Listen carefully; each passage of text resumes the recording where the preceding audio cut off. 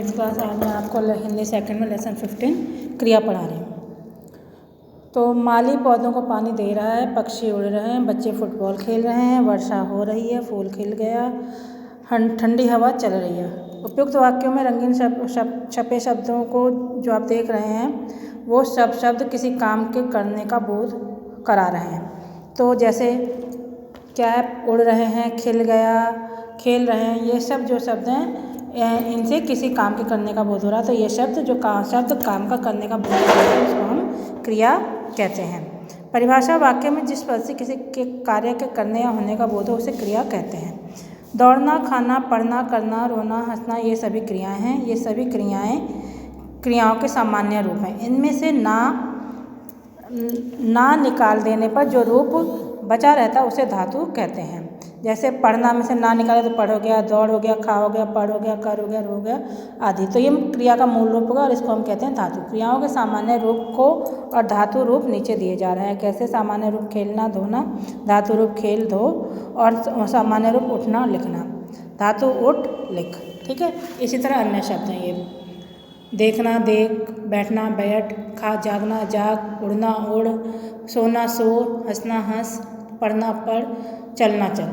क्रियाएं विकारी होती हैं। इनमें कर्ता के लिंग, वचन, पुरुष काल के अनुसार विकार परिवर्तन आता रहता है। विकारी यानी क्रियाओं में परिवर्तन होता रहता है जो लिंग, वचन, कर्ता, पुरुष काल के अनुसार बदलते रहते हैं। लिंग के कारण पिताजी पत्र लिख रहे हैं तो माताजी पत्र लिख रही हैं। वचन के कारण लड़का पढ़ रहा है तो लड़के पढ़ रहे हैं। लड़की पढ़ रही है तो लड़कियां पढ़ रही हैं। पुरुष के कारण मैं खेलता हूँ, मैं खेलता हूँ, वह खेलता है, तुम खेलते हो, वह हम खेलते हैं।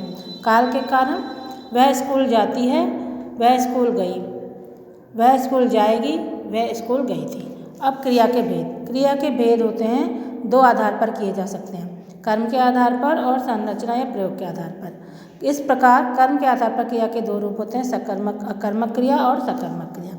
अकर्मक क्रिया वाक्य में जिन क्रियाओं को कर्म की आवश्यकता नहीं होती, यानी जो भी काम हम करते हैं उसमें कर्म की आवश्यकता नहीं होती, उन्हें हम अकर्मक क्रिया कहते हैं। जैसे आना, जाना, हंसना, रोना, सोना, दौड़ना, बैठना।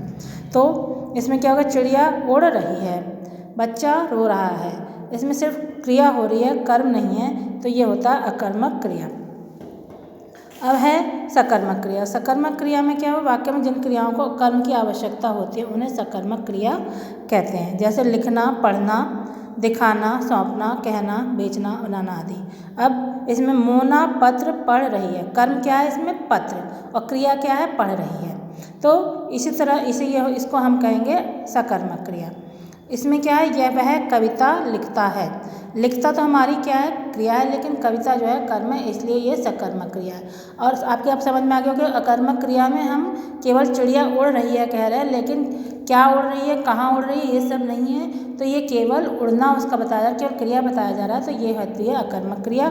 और सकर्मक क्रिया में क्रिया के साथ कर्म बताया गया, तो ये सकर्मक क्रिया है। इन वाक्यों में पत्र और कविता कर्म अतः पढ़ रही है तथा लिखता है सकर्मक क्रियाएं हैं। सकर्मक क्रियाओं के आधार व्यापार कार्य का फल कर्ता को छोड़कर कर्म पर पड़ता है।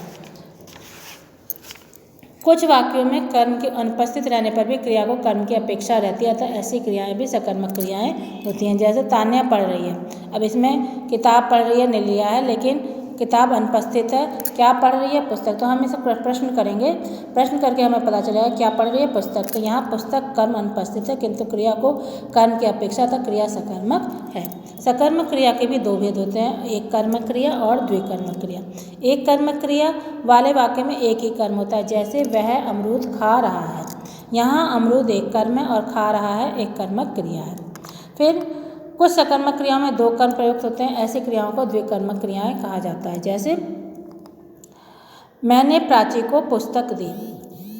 प्राची और पुस्तक, प्राची कर्म, पुस्तक भी कर्म है इसमें। और देना जो है, दी वो हमारी क्रिया है। तो यहाँ पे दो कर्म है, इसलिए ये हमारी द्विकर्मक क्रिया होगी। मैंने मित्र को गाना सुनाया। मित्र है और गाना और सुनाया हमारी जो है कर्म है, तो क्रिया है, तो हमारी यहाँ पे भी द्विकर्मक हो गई। किराएदार को मकान दिखाओ। किराएदार और मकान दो क्रिया हो गई और हमारा ये कर्म हो गया, दो कर्म, तो द्विकर्मक हो गई। इसके बाद हिंदी अकर्मक से भी सकर्मक क्रिया बनती हैं, जैसे चलना का चलाना, लुटना का लुटाना, उड़ना का उड़ाना, मरना का मराना, मारना, उठना का उठाना और कटना का काटना। फिर संरचना या प्रयोग की दृष्टि के क्रिया के 5 भेद होते हैं। सामान्य क्रिया, संयुक्त क्रिया, नाम धातु क्रिया, प्रेरणार्थक क्रिया और पूर्वकालिक क्रिया। सामान्य क्रिया जिस वाक्य में एक ही क्रिया का प्रयोग होता है उसे सामान्य क्रिया कहते हैं। जैसे नमन गया, इसमें केवल एक क्रिया गया है। अंकुर उठा एक क्रिया। आशा भागी एक क्रिया।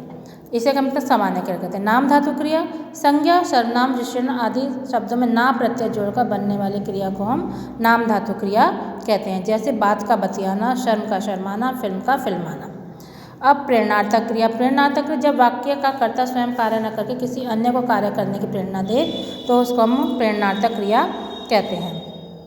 जैसे माँ नौकरानी से कपड़े धुलवाती, यानी वो दूसरे से काम करवा रही। गौरव मयंक को पत्र लिखवाते, यानी वो दूसरे से पत्र लिखवा रहे हैं, दूसरे से कार्य करने को कर रहा है, तो इसे हम प्रेरणार्थक क्रिया कहते हैं। माँ स्वयं काम न करके नौकरानी से, यह भी मैंने बताया। और फिर प्रेरणार्थक क्रिया के भी 2 रूप होते हैं, प्रथम प्रेरणार्थक और द्वितीय प्रेरणार्थक।